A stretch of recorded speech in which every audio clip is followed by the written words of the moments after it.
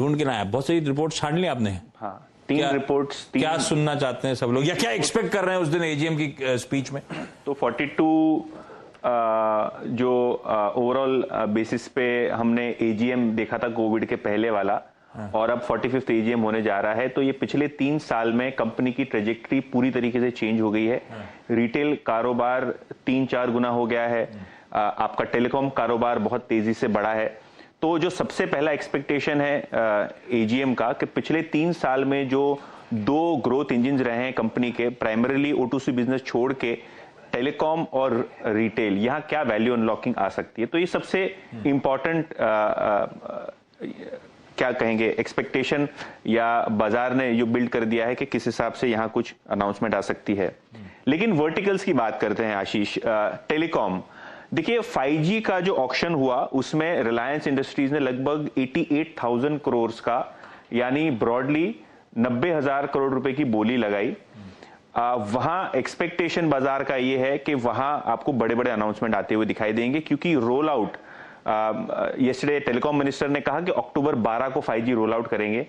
Company का क्या इस पे स्टेटस है, क्योंकि इन्होंने लगभग 100 से ज्यादा टाउन्स में इसकी, टियर 1 टाउन्स में इसकी टेस्टिंग कर ली है, और लगभग 1000 पैन इंडिया लोकेशंस पे इन्होंने 5G को रेडी कर लिया है। वो जामनगर हो, चाहे मुंबई हो, पुणे हो, दिल्ली हो, यहाँ इन्होंने ऑलरेडी ट्रायल सक्सेसफुली रन कर लिए हैं डीओटी के साथ। और लास्ट एजीएम में मुकेश अंबानी जी ने ये कहा था कि we are confident of being launching the full fledged 5G services ahead of the street, और Jio is not only working to make India 2G मुक्त बट ऑल्सो 5G युक्त। तो ये इन्होंने अनाउंसमेंट पिछले एजीएम में किया था। तो सबसे पहला जो 5G का कनेक्शन शुरू होगा वो रिलायंस का शुरू होगा, ऐसा चेयरमैन साहब का कहना है। ऑब्वियसली थोड़े महीनों पहले सक्सेशन प्लानिंग अनाउंस हुई थी, जहां आकाश अंबानी को रिलायंस जियो इन्फोकॉम का चेयरमैन बनाया गया था। तो ये एक इंपॉर्टेंट माइलस्टोन था कंपनी के लिए।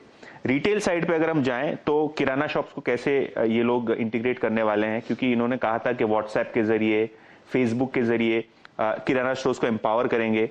आज अगर आप जस्ट डायल की बात करें तो वो स्टॉक भी काफी फोकस में, क्योंकि इनका एक ऐप है, जियो मार्ट का एक ऐप है। तो जो रिटेल कारोबार है उसको ई कॉमर्स की तरफ किस तरीके से तेजी से दौड़ाएं, वो योजना पे फोकस रहेगा स्ट्रीट का। और पिछले एजीएम में रिलायंस रिटेल के बारे में चेयरमैन साहब ने कहा था कि 3 गुना ग्रोथ हम एनविसाज करते हैं नेक्स्ट 3 to 5 ईयर्स में। तो वो एक इंपॉर्टेंट कमेंट था उनका। चलिए न्यू एनर्जी बिजनेस पे आते हैं। तो जियो की बात तो हो गई, रिटेल की बात हो गई, लेकिन जो बड़ा ग्रोथ ड्राइवर अभी ब्रोकरेज जो मानते हैं वो रहेगा ग्रीन एनर्जी बिजनेस, क्योंकि ग्रीन हाइड्रोजन, सोलार, विंड, सभी सेगमेंट्स में कंपनी ने कुछ न कुछ एक्विजिशंस अनाउंस किए हैं, कोई ना कोई डिटेलिंग दी है। अगर हम बात करें तो कुल मिला के यहाँ 75,000 करोड़ रुपए एजीएम में, लास्ट एजीएम में अनाउंस हुए थे कि ग्रीन एनर्जी इनिशिएटिव्स में उतना इन्वेस्टमेंट होगा, ब्रॉडली $10 बिलियन का इनिशियली, और रैंप अप उधर कहां कैसे करेंगे वो काफी इंपॉर्टेंट रहेगा। O2C कारोबार के लिए जो करंट मैक्रो इकोनॉमिक सिचुएशन है या ग्लोबल सप्लाई सिचुएशन है वो किस तरीके से हो रही है, क्योंकि जियोपॉलिटिकल टेंशंस हैं, और कैसे इस जियोपॉलिटिकल टेंशंस में इनका O2C कारोबार कर रहा है, उसके ऊपर भी काफी सारी चीजें देखना इंपॉर्टेंट होगी। पर जैसे कि मैंने पहले कहा, वैल्यू अनलॉकिंग जियो प्लेटफॉर्म की और रिटेल बिजनेस की किस तरीके से होती है, उसको लेके स्ट्रीट काफी एक्साइटेड रहेगा, काफी अलर्ट रहेगा। टेलीकॉम और रिटेल की वैल्यू